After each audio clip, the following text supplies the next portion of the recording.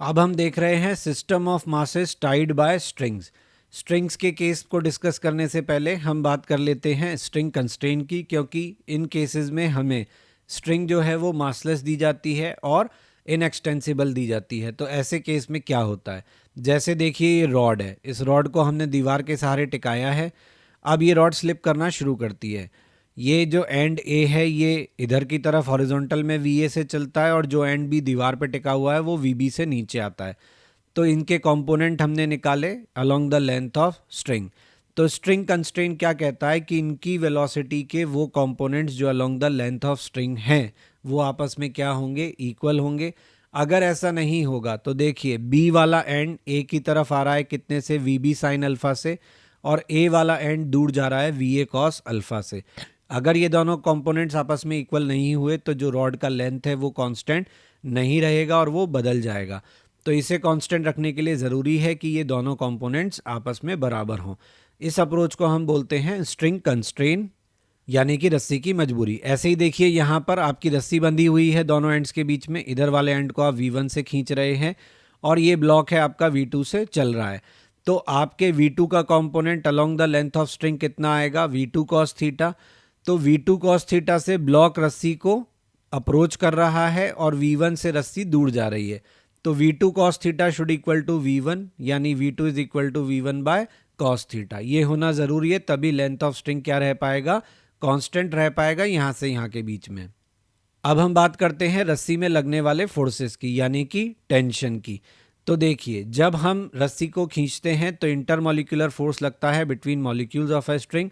जब वो एक्टिव होता है जब हम स्ट्रिंग को स्ट्रेच करते हैं, कंप्रेस करते हैं तब नहीं, जब हम उसको स्ट्रेच करते हैं तब। इसी फोर्स को हम क्या कहते हैं, टेंशन। इसके बारे में खास बात क्या है, ये डायरेक्ट किस डायरेक्शन में एक्ट करता है, in a direction away from the point of contact और tied end of the string. जहां से आपने बांधा है वहां से अवे। तो ब्लॉक पे यहाँ बांधा है तो यहाँ से अवे, आदमी ने यहाँ से पकड़ा है तो यहाँ से अवे। ये ऑब्वियसली आपके एक्शन एंड रिएक्शन है। मैन ने स्ट्रिंग पर फोर्स लगाया टी, तो स्ट्रिंग भी जो है वो मैन के हैंड पे कितना फोर्स लगा रही है, टी। इस तरीके से आप देख सकते हैं कि रस्सी में टेंशन को रिप्रेजेंट किया जाता है। स्ट्रिंग को क्या माना जाता है, इनएक्सटेंसिबल। इसलिए एक्सेलरेशन का जो मैग्नीट्यूड है ब्लॉक्स के वो टाइड टू द स्ट्रिंग हमेशा क्या होगा, सेम होगा। जैसे कनेक्टेड बॉडीज में हमने देखा था वैसे ही यहाँ होगा। अगर M1 ब्लॉक जो है वो ए एक्सेलरेशन से चल रहा है तो M2 ब्लॉक भी ए एक्सेलरेशन से चलेगा, तभी आपका ये जो स्ट्रिंग है इसका लेंथ क्या रह पाएगा, कांस्टेंट रह पाएगा। स्ट्रिंग को हम क्या मानेंगे, मासलेस मानेंगे, फ्रिक्शनलेस मानेंगे, और टेंशन पूरे स्ट्रिंग में क्या मानेंगे, सेम। अगर स्ट्रिंग मासलेस है तो पूरे स्ट्रिंग में टेंशन क्या रहेगी, सेम, क्योंकि सभी जगह नेट फोर्स क्या रहेगा, जीरो। क्योंकि हम जानते हैं एफ नेट बराबर एम ए, एम बराबर जीरो हो गया तो नेट फोर्स क्या हो गया, जीरो। यानी सब जगह एक ही फोर्स होगा, दैट इज टेंशन। अगर ऐसा होता है कि स्ट्रिंग हमें मास वाला दिया जाता है तो उस केस में फिर हमें ऐसे सॉल्व करना होता है। जैसे मान लीजिए एल लेंथ की स्ट्रिंग का मास एम है, तो हमसे क्वेश्चन में पूछा कि बताइए यहाँ जहाँ ये दूसरी तरफ से हम बात करें, दूसरे एंड से एक्स डिस्टेंस दूर पर कितनी टेंशन है, या हम यूं कहें कि हमारी जो एक्स लेंथ की स्ट्रिंग का पार्ट है उस पर कितना टेंशन लग रहा है। तो L माइनस एक्स पर तो हम फोर्स लगा रहे हैं और टेंशन पूछा है कि एक्स वाले पर कितना लग रहा है। तो इसको आप टू ब्लॉक प्रॉब्लम की तरह रिजॉल्व कर लीजिए। एक टुकड़ा हो गया आपका जिसकी लेंथ होगी L माइनस एक्स, दूसरा टुकड़ा होगा जिसकी लेंथ होगी आपकी x। F से आप इसे खींच रहे हो, T से टेंशन पीछे लगेगी, जो टेंशन इस पर पीछे लगेगी वो इस पर आगे लगेगी। तो अगर आपको टेंशन निकालना है इस टुकड़े पर तो एक्सेलरेशन ऑफ सिस्टम निकाल लीजिए, क्योंकि ये सिस्टम चलेगा तो एक ही एक्सेलरेशन से। वो कितना होगा, एक्सेलरेशन होगा F बाय m। तो अब आप टेंशन जो इस टुकड़े पर है उसको लिख सकते हो। इस टुकड़े का मास कितना होगा, तो L लेंथ का मास है m, तो x लेंथ का मास कितना होगा, m by L into x. तो ये जो पार्ट है आपका जिसकी लेंथ x है उसमें टेंशन कितनी लग रही होगी, तो यहाँ से हमने लिखा मास, ठीक है, इनटू एक्सेलरेशन। तो ये आ गई एफ एक्स बाय एल, और एक्सेलरेशन तो मैंने आपको बताया था एफ बाय एम लगेगा।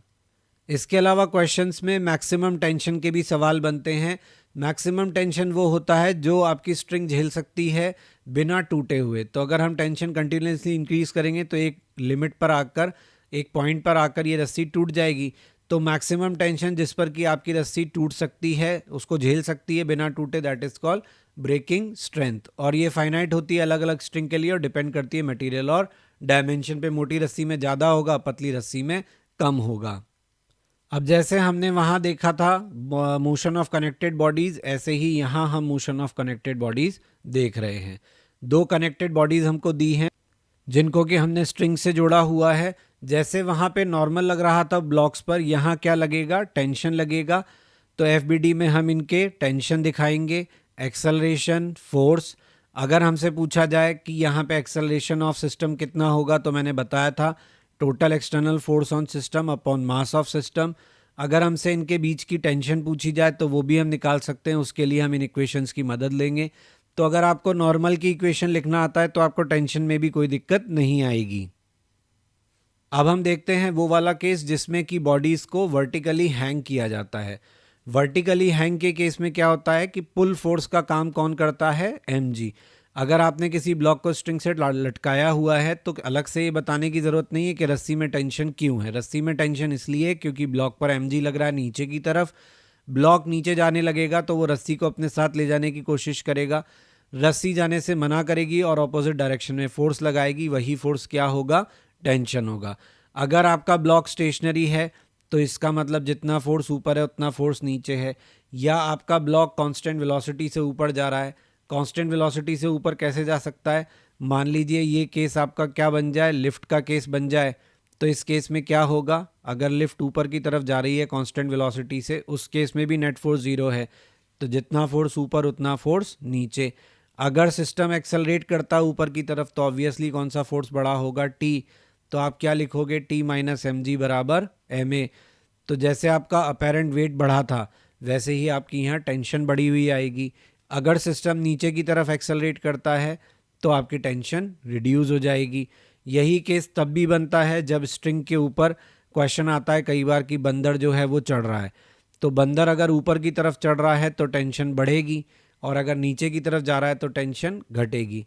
इसमें मैक्सिमम स्ट्रेंथ का सवाल बनता है कि ऊपर जाते हुए बताओ मैक्सिमम कितने एक्सेलरेशन से बंदर चढ़े कि रस्सी ना टूटे। तो उस केस में हमें ब्रेकिंग स्ट्रेंथ काम में लेनी होगी। इस केस में हमें पहले से पता होगा कि मैक्सिमम टेंशन इतनी लग सकती है, तो बंदर को भी मैक्सिमम इतने ही एक्सेलरेशन से ऊपर जाना चाहिए ताकि टेंशन ब्रेकिंग स्ट्रेंथ से ज़्यादा ना हो। दूसरे टाइप के सवाल बनते हैं, block suspended from a light rope held at the position shown by applying a horizontal force F। आपने कोई ब्लॉक लटकाया है रस्सी से, उसको फोर्स F लगा के आपने खींचा हुआ है, थीटा एंगल पे उसे आपने स्टेशनरी रखा हुआ है, इक्विलिब्रियम में। तो क्या होगा इस केस में, टेंशन तो हमेशा स्ट्रिंग के अलॉन्ग लगेगी। टेंशन के दो कंपोनेंट हो जाएंगे, कॉस कंपोनेंट mg बैलेंस करेगा, साइन कंपोनेंट फोर्स F को बैलेंस करेगा। अगर यहाँ आपसे पूछा जाए कि थीटा एंगल की वैल्यू बताइए तो टेन थीटा बराबर T cos theta upon T sin theta upon T cos theta से निकाल सकते हो आप। T sin theta upon T cos theta करोगे तो F upon M G tan theta आ गया। अगर रिजल्टेंट टेंशन पूछी जाए तो आप क्या करोगे, T square sin square theta plus T square cos square theta बराबर कर दोगे किसके, F square plus M square G square के। तो sin square plus cos square theta आपको टी स्क्वायर दे देगा, टी का वैल्यू मिल जाएगा। इसके अलावा जो दूसरे टाइप के क्वेश्चंस होते हैं पुली मास सिस्टम वाले, पुली मास सिस्टम में क्या होता है कि आपने इधर एक ब्लॉक लगाया, इधर एक ब्लॉक लगाया। मान लेते हैं कि M2 जो है वो बड़ा है किससे, M1 से। तो इस केस में क्या होगा, M2 वाला ब्लॉक नीचे जाएगा, M1 वाला ब्लॉक ऊपर जाएगा। M2 वाले के लिए इक्वेशन लिखेंगे M2G माइनस टी बराबर M2A। M1 वाले के लिए इक्वेशन लिखेंगे T माइनस M1G बराबर M1A। तो यहाँ से जो एक्सेलरेशन निकलेगा आप उसको डायरेक्ट भी याद रख सकते हो।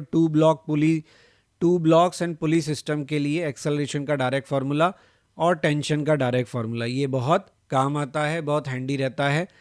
फिर अगले केस में आपको क्या कहा है कि पुली है, दो ब्लॉक हैं लेकिन ये फ्रीली ऐसे लटकाए हुए नहीं हैं, इंक्लाइन पे रखे हैं। तो इस केस में क्या होगा, अब mg की जगह mg का कंपोनेंट काम करेगा। यहाँ m1g साइन अल्फा, यहाँ m2g साइन बीटा। तो अगर ये नीचे की तरफ जा रहा है एक्सेलरेशन जैसा कि हमने दिखाया है तो m2g साइन बीटा बड़ा हो गया, m1g साइन अल्फा छोटा हो गया। एक्सेलरेशन में यहाँ हमने m2 माइनस m1 किया था, उसकी जगह क्या करेंगे m2 sign beta minus m1 sine alpha g बाहर, बाकी सब कुछ वैसा ही है। टेंशन में हमने क्या किया था, 2m1 m2g किया था। क्यों? क्योंकि m1g और m2g रिस्पॉन्सिबल थे, यहाँ साइन कंपोनेंट रिस्पॉन्सिबल है, तो उस कारण आपका फॉर्मूला स्लाइटली चेंज हो जाएगा। Please like, share and subscribe my channel. Press bell icon for important notifications and update, ताकि टाइमली आपको सभी इंपॉर्टेंट अपलोड्स मिलते रहें।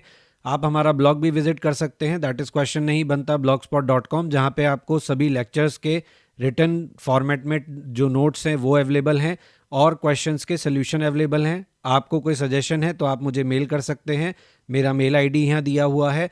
फेसबुक पेज और इंस्टा पे आप टिप्स ऑफ द डे के लिए ज्वाइन कर सकते हैं।